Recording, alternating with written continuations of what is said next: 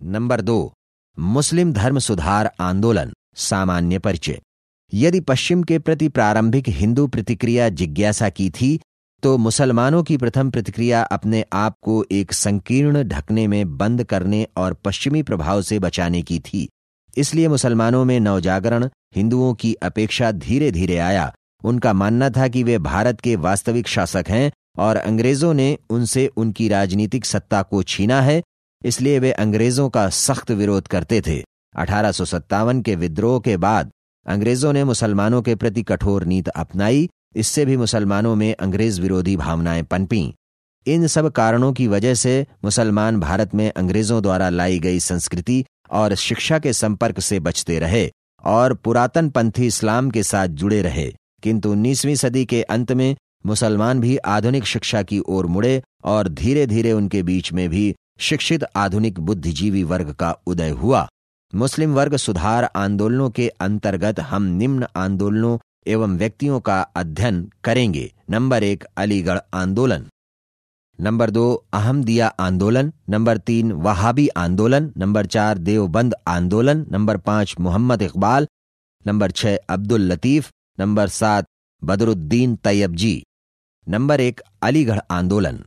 सामान्य परिचय। संस्थापक सर सैयद अहमद खां, स्थान अलीगढ़ उत्तर प्रदेश। मुस्लिम धर्म सुधार आंदोलनों में यह सबसे प्रसिद्ध और महत्वपूर्ण आंदोलन था। अंग्रेजी शिक्षा एवं ब्रिटिश सरकार के साथ सहयोग के पक्ष में सबसे असरदार आंदोलन का प्रारंभ सर सैयद अहमद खां ने किया। इस आंदोलन के अन्य प्रमुख नेता थे नजीर अहमद, चिराग अली, मौलाना शिबली नोमानी आदि। सर सैयद अहमद खां का जन्म 1817 ईस्वी में दिल्ली में हुआ था। 1839 ईस्वी में इन्होंने आगरा के कमिश्नर दफ्तर में क्लर्क की नौकरी कर ली।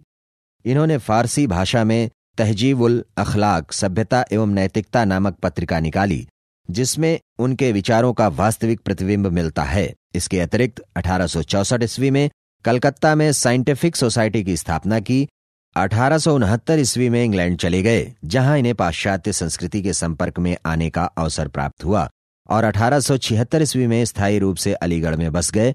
अब आगे जानते हैं सर सैयद अहमद खां के नेतृत्व में अलीगढ़ आंदोलन। सर सैयद अहमद खां और उनके सहयोगियों ने अंग्रेजों को भारत से बाहर निकालने की असमर्थता देख ली थी। इसलिए उनके लिए अब एकमात्र रास्ता था कि ब्रिटिश शासन के अधीन मुस्लिम समाज की स्थिति को उन्नत करने की कोशिश की जाए। इसके लिए इन्होंने अपने जीवन के 2 प्रमुख लक्ष्य बनाए।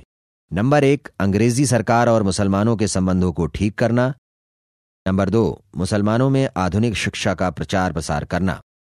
शिक्षा के अंतर्गत सर सैयद अहमद खां मदरसों की पुरानी पद्धति से खुश नहीं थे। इन्होंने बताया कि कुरान में ऐसी कोई बात नहीं है जो मुसलमानों को अंग्रेजी शिक्षा प्राप्त करने या पश्चिमी संस्कृति के संपर्क में आने से रोके। अपने बनाए गए लक्ष्यों को पूरा करने के लिए इन्होंने 1864 में गाजीपुर में अंग्रेजी शिक्षा का एक स्कूल स्थापित किया, जबकि 1875 ईस्वी में अलीगढ़ में मोहम्मडन एंग्लो ओरिएंटल स्कूल की स्थापना की और यह 1877 ईस्वी में कॉलेज बन गया। बाद में आगे चलकर यही कॉलेज 1920 ईस्वी में अलीगढ़ मुस्लिम विश्वविद्यालय में परिवर्तित हो गया।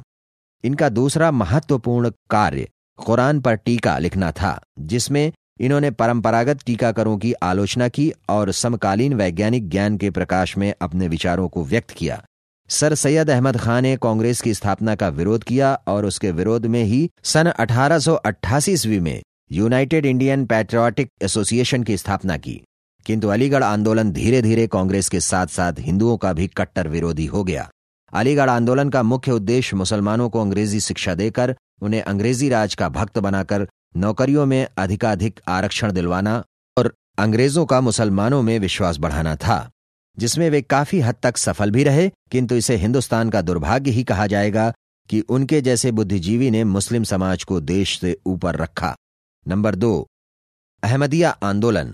संस्थापक मिर्जा गुलाम अहमद। स्थापना वर्ष 1889 ईस्वी। स्थान गुरदासपुर पंजाब के कादिया नामक स्थान पर। उद्देश्य मुसलमानों में इस्लाम के सच्चे स्वरूप को बहाल करना एवं मुस्लिमों में आधुनिक औद्योगिक तथा तकनीकी प्रगति को धार्मिक मान्यता देना। मिर्जा गुलाम अहमद ने 19वीं शताब्दी के अंत में इस आंदोलन की नींव डाली और इन्हीं के नाम पर इस आंदोलन का नाम अहमदिया आंदोलन पड़ा।